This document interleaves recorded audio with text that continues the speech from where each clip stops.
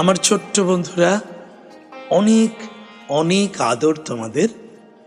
আমরা এসে গেছি গল্প গাঁথায় রবি কথা নিয়ে। আজকের গল্পটা 1912 সালের। বুঝতেই পারছ, তার এক বছর পরে 1913 খ্রিস্টাব্দে রবি ঠাকুর নোবেল প্রাইজ পেয়েছিলেন। তো এই 1912 সালে শিলাইদহ থেকে কবি ফিরেছেন স্বাস্থ্যোদ্ধার করে। মে মাসে পুত্র এবং পুত্রবধূ প্রতিমা দেবীকে নিয়ে রবি ঠাকুর বিলেত যাত্রায় গেলেন। লন্ডন শহর, সেই শহরে চিয়ারিং ক্রস মেট্রো স্টেশন থেকে ব্লুমসবেরির হোটেলে যাওয়ার ট্রেন ধরলেন সবাই মিলে।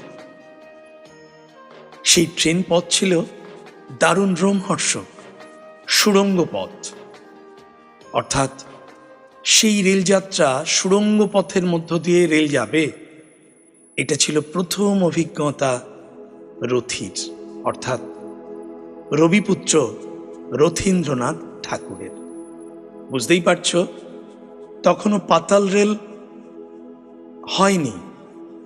সেই সময়ে এই সুড়ঙ্গ পথের মধ্য দিয়ে রেলযাত্রা এক রোমহর্ষক ব্যাপার। যাই হোক, টান টান উত্তেজনা। রথীর হাতে ছিল রবীন্দ্রনাথ ঠাকুরের একটি গুরুত্বপূর্ণ অ্যাটাচি কেস। এই অ্যাটাচি কেসেই ছিল রবীন্দ্রনাথ ঠাকুরের গীতাঞ্জলির পাণ্ডুলিপি, অর্থাৎ হাতে লেখা সেই আসল গীতাঞ্জলি এবং তার অনুবাদ, আরো বেশ কিছু দরকারি কাগজপত্র। পরদিন রবীন্দ্রনাথ ঠাকুর যাবেন বিশিষ্ট পৃথিবী বিখ্যাত শিল্পী এবং রবীন্দ্রনাথের পারিবারিক বন্ধু উইলিয়াম রোটেনস্টাইনের বাড়িতে। অতএব রবীন্দ্রনাথ খোঁজ করছেন সেই অ্যাটাচি কেসটির। রবীন্দ্রনাথের মাথায় আকাশ ভেঙে পড়ল। খেয়াল হলো, চূড়ান্ত উত্তেজনায় ইউটিউবের রেলেই ফেলে এসেছেন বাবার গীতাঞ্জলির পাণ্ডুলিপি অনুবাদ, অর্থাৎ সেই অ্যাটাচি কেসটি। কি হবে? মাথায় বাজ পড়েছিল। রবীন্দ্রনাথ ছুটলেন ইউটিউব রেলের লস্ট প্রপার্টি সেকশনে গেলেন, অর্থাৎ হারিয়ে যাওয়া জিনিস রেখে দেওয়ার জন্য ইউটিউব রেলে একটা বিশেষ ব্যবস্থা লন্ডনে ছিল। সেই জায়গাটার নাম হচ্ছে লস্ট প্রপার্টি। তো ভাগ্যিস এটা লন্ডন। সেখানে গিয়ে একদম অক্ষত অবস্থায় সেই রবি ঠাকুরের 7 রাজার ধন মানিক যেন ফিরে পেলেন। অক্ষত গীতাঞ্জলি, অক্ষত সেই পাণ্ডুলিপি, অনুবাদ এবং গুরুত্বপূর্ণ কাগজ। এই বইয়ে দুর্দান্ত এক ভূমিকা লিখেছিলেন আইরিশ কবি উইলিয়াম বাটলার ইয়েটস।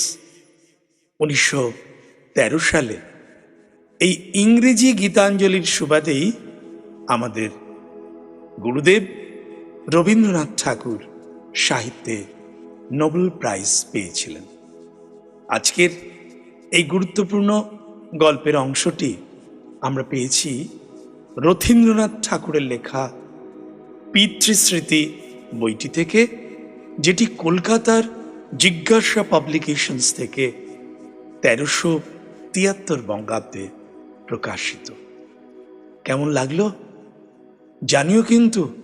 আর আমাদের গল্প ভালো লাগলে একটি ছোট্ট লাইক আমরা নিশ্চয়ই আশা করতে পারি।